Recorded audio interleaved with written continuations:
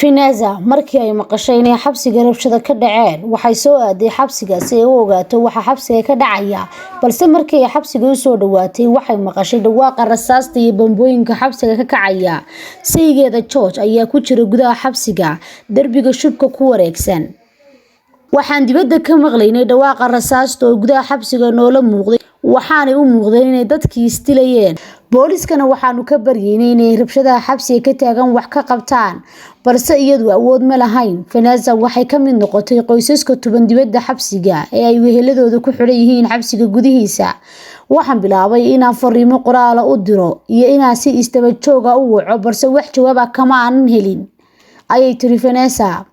George oo lagu qabtay maadooriye ayaa lagu xukumay 8 bilood oo xabsi ah oo uu dhammaan lahaa bishii June balse maamulka xabsiga oo siideentiisa kadib dhacay awgeed wali xabsiga ayuu ku jiraa. Fineza waxay isku dayday wax kasta oo karaankeeda si saygeeda loogu soo daro liiska maxaabiista ee xabsiga laga soo daynayo. Waxaan u sheegay inuusan walwalin warqadna ay garsooraha u dirtay hadduu Ilaahay yiraahdana uu toddobaadka xabsiga ka soo baxayo. Fineza ayaa sidani tiri barqanimada isla maalintii xogta soo weydiiyay oo goobteeda shaqada ku sugan tahay saaxiibadeed waxay u sheegtay inuu xabsiga uu ninkeedu ku jiro ay rabshado ka bilowdeen. Xabsigaasi oo ay ku jireen maxaabiis ka badan 8,000 waxay u qaybsan yihiin 12 dhismo oo xabsigaasi ku yaala.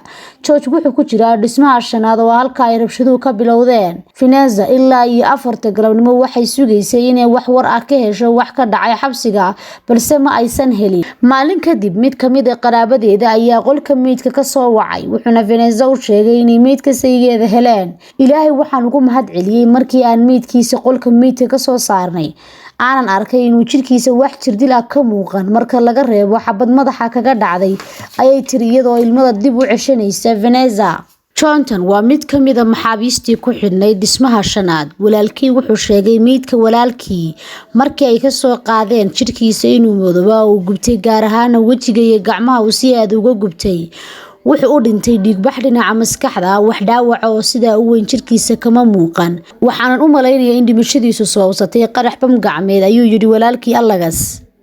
Isla maalintii ay xabsigaasi rabshaduhu ka dhaceen waxa la shaaciyay 118 qof inay rabshadaha xabsigaasi ka dhacay ku dhinteen taasoo ka dhigaysa xabsigii ugu dhimashada badnaa taariikhda wadamada Latin America. Dadka dhintay intooda badan waxay ahaayeen maxaabiistii ku jirtay dhismaha shanaad ee xabsiga oo maxaabiistaasi ku dhimatay.